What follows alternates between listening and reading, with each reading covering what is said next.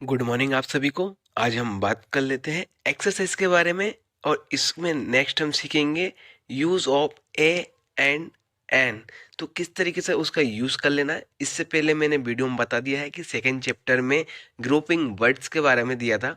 तो ये जो है उसकी एक्सरसाइज है। तो यहाँ पर जो एक्सरसाइज है मैं यहाँ पर इसका मीनिंगफुल आपको लिखते हुए चलना है। जैसे मैं यहाँ पर बताऊंगा कि एक्सरसाइज बॉय मीन्स क्या होता है, गर्ल्स मीन्स क्या होता है और मैन मीन्स, इस तरीके से आपको एक्सरसाइज कराने वाला हूँ। तो आप जो क्या करना है, सिंपली एक कॉपी लेके बैठना है और इसको यहाँ पर नोट करते हुए चलना है। तो यहाँ पर फर्स्ट पॉइंट की बात कर लेते हैं। यहाँ पर लिखा हुआ है रीड एंड से। तो रीड एंड से का मतलब होता है कि पढ़ो और बोलो या कहो। ठीक है, तो यहाँ पर फर्स्ट जो है बॉय। बॉय मीन्स लड़का, गर्ल मीन्स लड़की, मैन मीन्स आदमी, वुमेन मीन्स औरत, चाइल्ड मीन्स बच्चा, कैट मीन्स बिल्ली, डॉग मीन्स कुत्ता, शीप यानी भेड़, एलिफेंट मीन्स हाथी, लायन मीन्स शेर। नीचे लिखा हुआ है कॉक मीन्स मुर्गा, पैरॉट मीन्स तोता, एगल। एगल मीन्स एक पक्षी होता है जो काफी बड़ा रहता है या फिर बड़े पक्षी को हम एगल कह सकते हैं।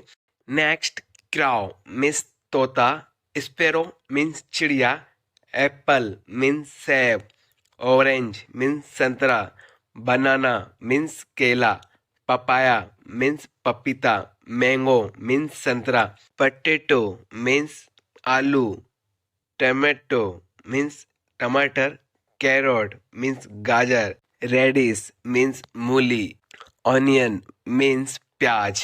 तो ये जो एक्सरसाइज है आपको लिखते हुए चलना है। सेकंड जो है look at each picture, read the word and से राइट और रॉन्ग। तो ये जो क्वेश्चन है इसको आप ऐसे समझ लीजिए, जैसे आपको ओनली बताना है यहाँ पर जैसे ये कैट है।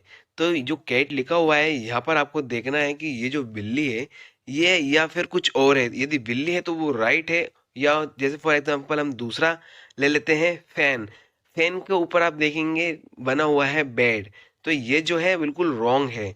तो ये आपको जो पिक्चर सेलेक्ट करनी है, पिक्चर सही है या गलत है, लेकिन उस पर बस आपको इमेजिनेशन करके रीड कर लेना है और उसको जोर जोर से बोलना है। दूसरी बात आपको ये हमेशा याद रखनी है कि आपको लिखना कंपलसरी है और बोलना भी जरूरी है। इससे क्या होता है कि आपका जो माइंड रहता है वो रिफ्रेश रहता है पूरा और ऑल टाइम वर्किंग पे रहता है। जितना टाइम इन वर्डों को आप यूज करोगे उतना ही आपका जो प्रोनाउंसिएशन है वो भी अच्छा होगा, साथ में कैचिंग पावर भी अच्छी होगी। यहाँ पर जो है आपको पेंसिल से टिक रॉन्ग राइट लगा देना है। अब थर्ड क्वेश्चन की बात कर लेते हैं। Complete the words given under the picture. ये जो पिक्चर के अंदर जो आपको वर्ड्स दिखे हैं इनको आपको फिल इन द ब्लैंक्स की तरह पूरा भर देना है। मतलब जो आपको पिक्चर में दिख रहा है उसको हम इंग्लिश में क्या बोलते हैं, यहाँ पर उसको आपको लिख देना है। अब हम बात कर लेते हैं फोर्थ एक्सरसाइज की। उसमें लिखा हुआ है मेक वर्ड्स। तो यहाँ पर जो है रीअरेंज है, मीन्स अनअरेंज बोल सकते हो इसको आप। तो यहाँ पर हमको इसको अरेंज करना है। तो अरेंज कैसे करेंगे, जैसे लिखा है GBA। तो हमको एक इसमें ऐसा मीनिंगफुल सेंटेंस बनाना है या वर्ड्स बनाना है जिससे एक ये राइट सेंटेंस बन जाए या फिर एक वर्ड बन जाए। जैसे हम बना लेते हैं बैग, सेकेंड आ जाएगा काउ, थर्ड मैन। तो आगे की जो तीन है वो आपको कंप्लीट कर लेना है। अब हम बात कर लेते हैं हमारे थर्ड चैप्टर की, जिसका नाम है use of a an. So we will learn how to use of a an in English. अपनी तरफ से मैं 100% दूंगा इसमें आपको समझाने के लिए, तो बिल्कुल बने रहना। तो हम अब बात कर लेते हैं ए एंड एन। तो ये जो है ये देख लीजिए यहाँ पर। So read look at the following uses of a and an. तो यहाँ पर जो लिखा हुआ पहले, a kite, a pencil, a dog, a bell, a bicycle, a turban, an apple, an egg, an ink pot, an ox, an umbrella. ये किस तरीके से यूज हो रही है अब हम नीचे पढ़ लेते हैं। बिल्कुल बिल्कुल बहुत ईजी है, बस आपको माइंड रखते हुए चलना है, हमेशा याद रखना है ये चीज को। ये जो रूल बताने वाला हूँ ये बुक का रूल है, मेरा खुद का नहीं है। तो हम इसका रूल पढ़ लेते हैं। Some words begin with a consonant, some words begin with a vowels.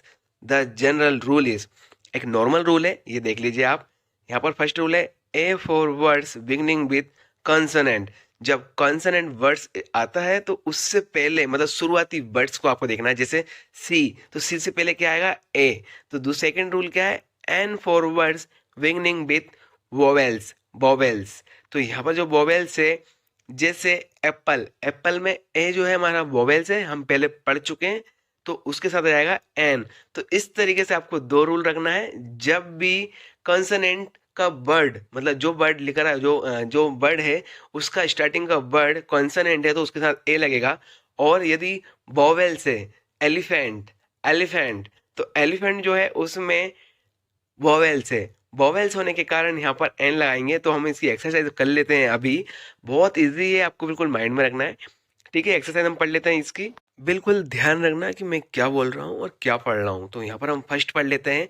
लिखा है this is fill in the blanks horse. तो यहाँ पर देखो एच जो है कॉन्सोनेंट है, तो यहाँ पर जो है हम ए लगाएंगे। यहाँ पर फर्स्ट में रूल में लिखा है A for words beginning with consonant. तो जो एच है वो वोवेल्स नहीं है, वो क्या है? कॉन्सोनेंट है। तो यहाँ पर हम जो है ए लगा देंगे। सेकेंड है दिस इज अ ऑक्स। तो ये ओ, तो यहाँ से क्या है कि ओ जो है वोवेल्स का वर्ड पहले आ रहा है, तो हम यहाँ पर एन लगाएंगे। Second, this is fill in the blanks parrot. तो ये जो पैरट है, पी क्या वोवेल्स है या कॉन्सोनेंट है, ये आपको खुद सोचना है। तो मुझे तो लगता है कि ये जो है पैरट कॉन्सोनेंट है, तो यहाँ पर जो है हम लगा देंगे ए। तो हो जाएगा this is a parrot. Second, fourth की बात कर लेते हैं। This is a fill in the blanks elephant. तो एलिफेंट जो है उसका स्टार्टिंग वाला वर्ड्स क्या है? जो एलिफेंट है उसका स्टार्टिंग वाला वर्ड्स आपको देखना है कि यहाँ पर जो है ई है और ई जो है हमारा वोवेल्स है। तो वो वोवेल्स में क्या आता है? एन। तो यहाँ पर हम एन लगा देंगे। बाकी जो है लास्ट के 5-6 ये आपके लिए होमवर्क रहेगा। आपको हमारे डिस्क्रिप्शन बॉक्स में व्हाट्सअप नंबर है, वो हमारा व्हाट्सअप ग्रुप है, आपको वहाँ पर हमें सेंड कर सकते हो अपना होमवर्क। तो या फिर आपको भी मैंने जितना भी पढ़ाया है इससे रिलेटेड आपको कोई क्वेश्चन है या फिर आपको कुछ डाउट है तो आप मुझे व्हाट्सएप पे पूछ सकते हो, या फिर हमें मैसेज चैटिंग पे आप कमेंट करके बता सकते हो। तो उसको मैं हाईलाइट कर दूंगा और मैं आपका जवाब दे दूंगा। तो आपको मैं एक बात और बता देता हूँ कि ये जो रूल है आपको लिख लेना है कहीं ऐसी जगह पे जो हमेशा आपकी लाइफ में, एग्जाम में या फिर स्कूल क्लास में काम में आने वाले हैं। ये रूल जब हम इंग्लिश बोलते हैं, जब हम स्पोकन बोलेंगे करेक्ट वाली, तो इसमें ए एन यूज करना यदि हमें आता है तो हम बिल्कुल सही इंग्लिश बोलते हैं। बहुत से लोग ए यू और ए एन का यूज नहीं जानते हैं तो वो करेक्ट इंग्लिश नहीं बोल पाते। करेक्ट इंग्लिश तभी होती है जब आपको इन दोनों का मतलब समझ में आ जाए, तभी हम अच्छी इंग्लिश बोल पाएंगे। तो अभी के लिए जय हिंद, जय भारत।